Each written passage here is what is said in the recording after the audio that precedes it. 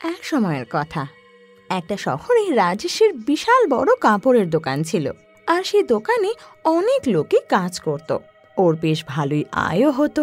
এরকমই একদিন রাজেশ সকাল সকাল দোকানে আসে আর সকালের পূজা আচার করে নিজের চেয়ারে বসে পড়ে। তারপর ধীরে ধীরে গ্রাহকের আসাও শুরু হয়ে যায়। আজ আমার হয়তো একটা অর্ডার আসবে, তুমি সাবধানে নামিয়ে নিও। আমি একটু তাড়াতাড়ি আজ বাড়ি ফিরবো। হ্যাঁ স্যার, আমি করে দেব। রাজেশ সেদিন তাড়াতাড়ি ঘরে চলে যায় আর সন্ধেবেলায় ওর ট্রাক ভরে অর্ডারও চলে আসে। দাদা, এই সব কাপড় নিচে গোডাউনে রেখে দিন। শিলা সব কাপড় নিচে গোডাউনে রাখিয়ে দেয়। তারপর এক এক করে দোকানের শোকেসে কাপড় রাখতে লাগে। বাহ, বেশ দারুণ কাপড় তো। মনে হচ্ছে স্যার এবার বেশ ভালো জায়গা থেকে কাপড় আনিয়েছে। তা তুই ঠিক বলেছিস, বেশ ভালো লাগছে। কিন্তু আমাদের কপালটাই দেখ, রোজ এত ভালো ভালো কাপড় বিক্রি করি আর নিজেরা এরকম পরে থাকি। তা ঠিক, এই ভালো কাপড় আমাদের কপালে কোথায়? পুরো মাসের টাকা চলে গেল, এর থেকে একটাও বোধহয় আমাদের কেনা হবে না। হ্যাঁ, ঠিকই বলেছিস। ছাড় এসব, কাজ কর। সারাটা দিন ওদের হ্যাঙ্গারে কাপড় টাঙাতেই চলে যায়। আর সেদিন দোকানে বেশ ভালোই ভিড় থাকে। গ্রাহকদের নতুন কালেকশন ভালো লাগছিল, তাই রাজেশের দোকানে বেশ ভালো সেল হয়। সামনে উৎসব ছিল, তাই রাজেশকে তার দোকান বেশিক্ষণ খোলা রাখতে হতো। সেই দিন রাত্রি 12টা অবধি দোকান খোলা। আর রাস্তা দিয়ে একটা ডাইনি যাচ্ছিল, যে এত ভালো ভালো কাপড় দেখে মোহিত হয়ে যায়। আরে বাহ, এই দোকানের কাপড়গুলো তো বেশ সুন্দর। এরকম কাপড় তো আগে কখনো দেখিনি। ডাইনি সেই দোকানের কাপড় দেখে, তারপর নিজের কাপড় দেখে। আমার কাপড়টা কি নোংরা, এতদিন তো নজরই দিইনি। ডাইনি হয়েছে তো কি হয়েছে, সুন্দর আর ভালো শাড়ি পরতে পারবো না? আমারও ভালো ভালো শাড়ি চাই। ডাইনি সে সুন্দর সুন্দর কাপড় দেখে খুব লোভ হয়, আরও ভাবে যে ওরও নতুন কাপড় চাই। তাই ও দোকান বন্ধ হওয়ার অপেক্ষা করতে লাগে। কিছুক্ষণ পর রাজেশ দোকান বন্ধ করে ঘরে চলে যায়, আর সেই ফাঁকে ডাইনি দোকানে ঢোকে। আরে কি দারুণ দারুণ কাপড় তো, এরকম কাপড় আগে কখনো দেখিনি। কিন্তু ডাইনি হওয়ারও একটা লাভ আছে, যখন তখন ইচ্ছে কাপড় নিতে পারি আমি। বেশ অনেকক্ষণ ঘোরাঘুরির পর ওর একটা ড্রেস পছন্দ হয়, আর আয়নার সামনে দাঁড়িয়ে নিজের উপর দেখতেই ওর এত পছন্দ হয় যে পরে নেয়। আরে কি সুন্দর দেখতে লাগছে, আমার মতো ডাইনি পুরো পৃথিবীতে নেই। আমি এক্ষুনি আমার ডাইনি বন্ধুদের কাছে যাব আর ওদের এটা দেখাবো। আর তখনই ডাইনি দোকান থেকে বেরিয়ে নিজের ডাইনি বন্ধুদের কাছে যায়। আর বাকি ডাইনিরা ওই ডাইনিকে দেখে অবাক হয়ে যায়। হ্যাঁ, এই সুন্দর কাপড় পরে কোথা থেকে আসছিস রে তুই? কে রে, তুই যা বললি ঘুরতে যাচ্ছিস, নতুন কাপড় কোত্থেকে আনলি? ডাইনি তখন ওদের কাছে গিয়ে ওর কাপড় দেখায়। দেখ দেখ, আমার জামা কি সুন্দর, কি দারুণ দেখতে লাগছে আমায়। কাপড় আমরা দূর থেকেই দেখে নিয়েছি রে, আগে বল কোত্থেকে এনেছিস এসব? আরে সেই পাড়াটা যেখানে আমি রোজ ঘুরতে যেতাম, সেখানে আজকে দোকান খোলা ছিল। আর সেই দোকানে এত সুন্দর সুন্দর কাপড় ছিল যে কি বলবো। আর যে দোকানের মালিক দোকান বন্ধ করে গেল, অমনি আমি দোকানে ঢুকে কাপড় নিয়ে নিলাম। একবারেও ভাবলি না আমাদের কথা, ভুলে গেলি এভাবে?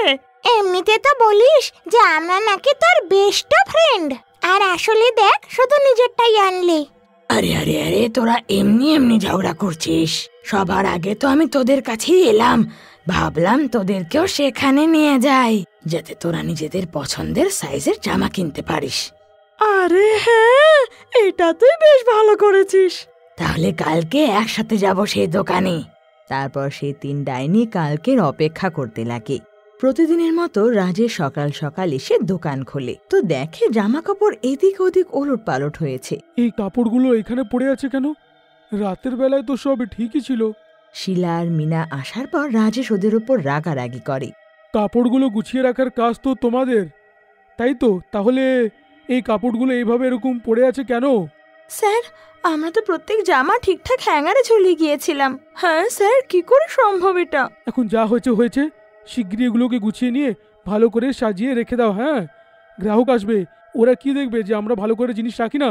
তারপর শিলা আর মিনা ঝটপট সব জামা কাপড় তুলে হ্যাঙ্গারে ঝোলায়। আর দুজনেই বুঝতে পারছিল না যে জামা কাপড় ওলটপালট হলো কি করে। কিছুক্ষণ পর থেকে গ্রাহক আসা শুরু হয়। সেই দিনও বেশ ভালোই গ্রাহক আসে। দেখতে দেখতে রাত হয়ে যায় আর তিনজন ডাইনি সেই দোকানের সামনে অপেক্ষা করতে লাগে। আরে লোকটা দোকান বন্ধ কখন করবে? আরে একটু ধৈর্য তো ধর। তখনই রাজেশ বেরিয়ে আসে আর সবার চলে যাওয়ার পর রাজেশ তালা দিয়ে বেরিয়ে যায়। রাজেশের যেতেই তিনজন ডাইনি দোকানে ঢুকে পড়ে। দেখ কি দারুণ দারুণ জামা কাপড় এখানে। সত্যি রে, কত দারুণ দারুণ জামা কাপড়, আর এত ভালো ভালো যে বুঝতে পারছি না কোনটা পরবো। আরে যেটা ভালো লাগে সেটাই পরিনি, এখন থেকে তো রোজ রোজ আসবো আমরা এখানে। হ্যাঁ ঠিক বলেছিস, রোজ রোজ নতুন, মজা হবে রে। তিনজন ডাইনি তারপর এক এক করে জামা কাপড় বের করে দেখতে লাগে আর আয়নার সামনে নিজের গায়ে রেখে দেখতে লাগে।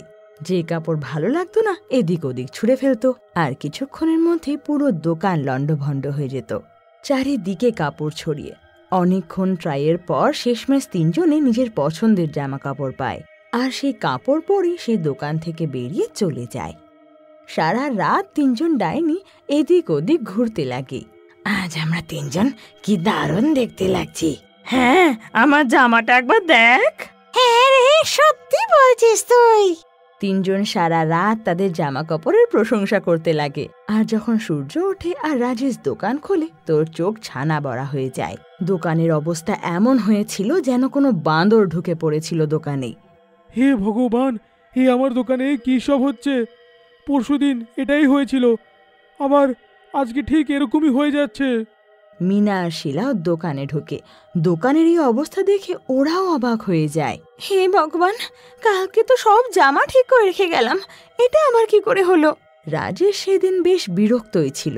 দোকানে এক গ্রাহক আসে। কালকে আমি দুটো ড্রেস এখানে দেখে গেছিলাম, তোমাদের স্টাফকে বলেও গেছিলাম যে আলাদা করে রেখে দিতে। মিনা, এই স্যারের কোনো অর্ডার আছে নাকি? হ্যাঁ স্যার, এখনই এনে দিচ্ছি আমি। মিনা সেই ড্রেস নিতে যায় কিন্তু সেখানে কোনো ড্রেস পায় না ও। এখানেই তো ছিল, আলাদাই রেখেছিলাম। মিনা সব জায়গায় সেই ড্রেস খোঁজে কিন্তু কোথাও পায় না। তারপর রাজেশকে এসে বলে যে সেই জামা পাওয়া যাচ্ছে না। রাতে তো এখানেই রেখেছিলাম কিন্তু পাচ্ছি না। রাজেশও কিছু বুঝতে পারে না যে রাত্রে যেখানে রাখা ছিল তো সকালে কেন নেই। আচ্ছা দাদা, কিছুদিন আরো অপেক্ষা করতে পারবেন? আমি এরকমই সেম ড্রেস আবার অর্ডার করে দেব। আরে না না, অতদিন অপেক্ষা করতে পারবো না। আমি তো ওই ড্রেস আজকেই চাইছিলাম। যদি আপনার কাছে নেই তাহলে কোনো ব্যাপার না, আমি অন্য দোকানে গিয়ে দেখে নেব। গ্রাহক এটা বলে চলে যায়। এতে রাজেশের খুব রাগ হয়, কারণ এই প্রথমবার ওর সাথে এরকম হলো। আর ও দোকানে ক্যামেরা লাগিয়ে দেয় যাতে ও জানতে পারে যে দোকানে আসলে হচ্ছেটা কি। রাত্রে সেই আবার তিনজন ডাইনি এসে দোকান লণ্ডভণ্ড করে আর আবার নিজের পছন্দের জামা কাপড় পরে চলে যায়। তারপর সারা রাত এদিক ওদিক ঘুরতে লাগে। এবার পরের দিন রাজেশ এসে সবার আগে ক্যামেরা চেক করে আর যা দেখতে পায় তাতেও অবাক হয়ে যায়। তিনটে ডাইনি ওর দোকানের জিনিসপত্র চুরি করে চলে যাচ্ছে। মিনু আর শিলাও সেই রেকর্ডিং দেখে অবাক হয়ে যায়। আরে বাপরে, এই ডাইনিগুলো তো কাপড় চুরি করছে। কি করবেন স্যার এখন? রোজ কাপড় চুরি করছে আর দোকানটা লণ্ডভণ্ড করে যাচ্ছে যে। আমি না একটা সাধু বাবাকে চিনি, তার কাছে নিশ্চয়ই সমাধান হবে। শিলা আর মিনা তারপর সেই সাধু বাবার কাছে গিয়ে সব কথা জানায় আর সাধু বাবা এক জলের বোতলে মন্ত্র পড়ে ওদের দিয়ে দেয়। যাও, দোকানের সব কাপড়ের ওপরে এটা ছড়িয়ে দাও, তারপর ওই ডাইনি কোনোদিনও আর দোকানে কোনোদিনও ঢুকবে না। শিলা আর মিনা ঠিক তাই করে। রাত্রে আবার সেই তিন ডাইনি আসে আর নতুন জামা পরে চলে যায়। কিন্তু সেই রাতে ডাইনিদের এত চুলকুনি হয় যে চুলকে চুলকে হয়রান হয়ে যায়। সেই জামাগুলো যেন কাঁটার মতো বিঁধছিল। কি বিপদে পড়লাম, পুরনো জামাই তো ভালো ছিল দেখছি এখন আমার।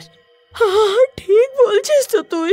তিনজন ডাইনি সেই কাপড় ছেড়ে পুরনো কাপড় পরে নেয় আবার, আর কখনো সেই দোকানে যায় না। রাজেশ এবার ডাইনি থেকে মুক্ত হয় আর শিলা আর মিনা খুব খুশি হয়ে যায়। দোকান থেকে নিজেদের জন্য একটা জামা কাপড় কিনে যাতে উৎসবে পরতে পারে।